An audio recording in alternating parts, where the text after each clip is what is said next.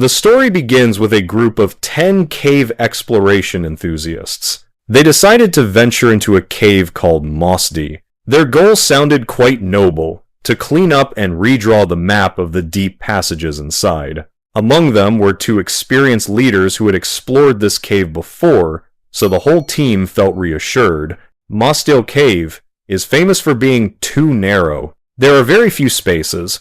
After a few hours of crawling and dodging, 4 people in the group felt it was too dangerous, so they decided to turn back. When they came out, they only saw cloudy skies, thinking it would only rain a few drops, so they were not worried. The remaining 6 people, with the spirit of not afraid of difficulties, only afraid of not exploring everything, continued to go deeper inside until they came across a rocky crevice called Fathon. This crevice is only about 45 centimeters high, 30 centimeters wide, and has a small stream flowing underneath.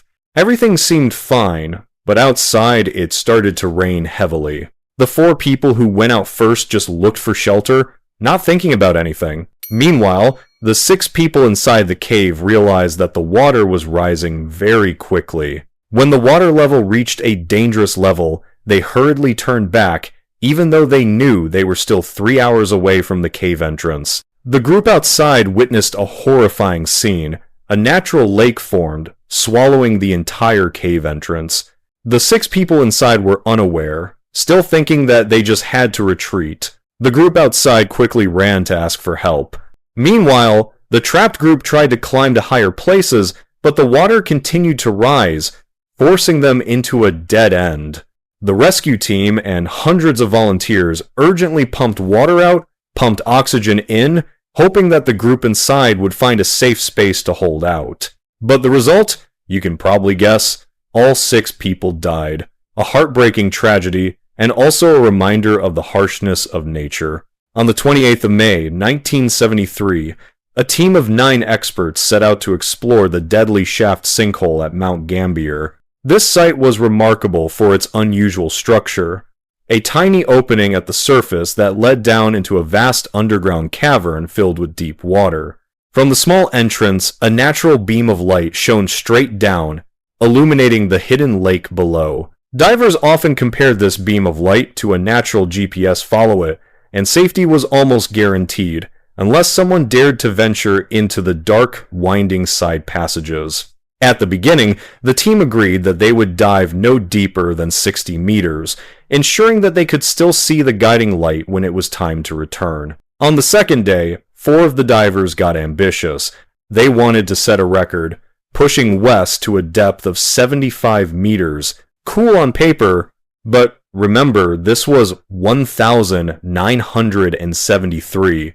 Back then, divers only had compressed air tanks, not the specialized mixed gases used today. That meant the deeper you went, the quicker nitrogen built up in your blood, sending you into a drunken, euphoric state. Sure enough, one diver quickly showed signs of narcosis and turned back.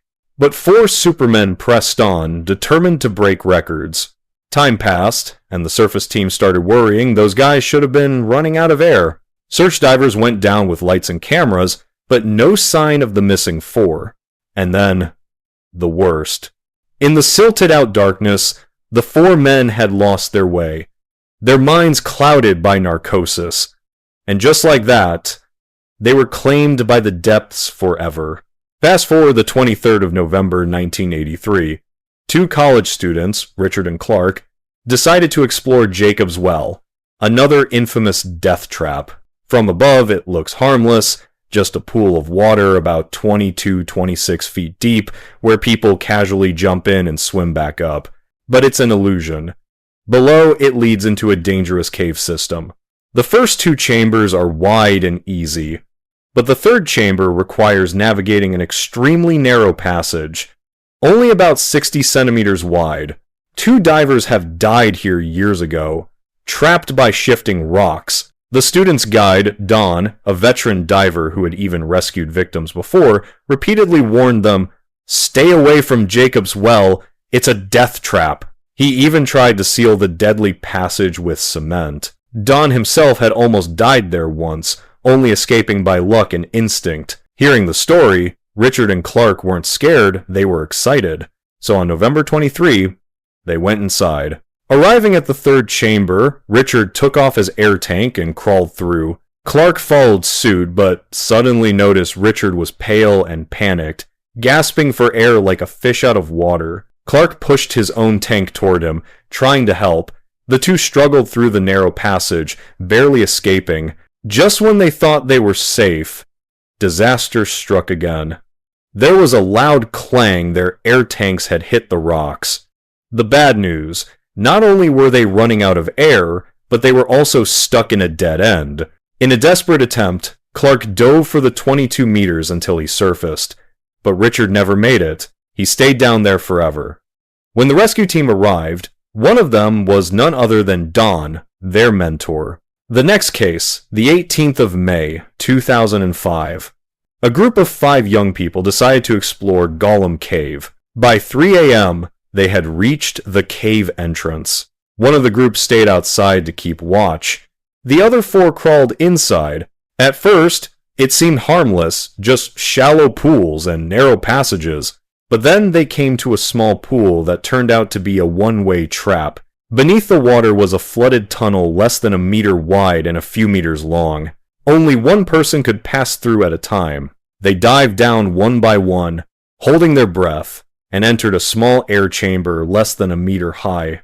But the air there was terrible, too much CO2, not enough oxygen. Dizziness, suffocation, and confusion quickly set in. Trying to escape through the underwater tunnel was nearly impossible. The first diver panicked and drowned, then the second, then the third, finally the fourth. All died in that chamber,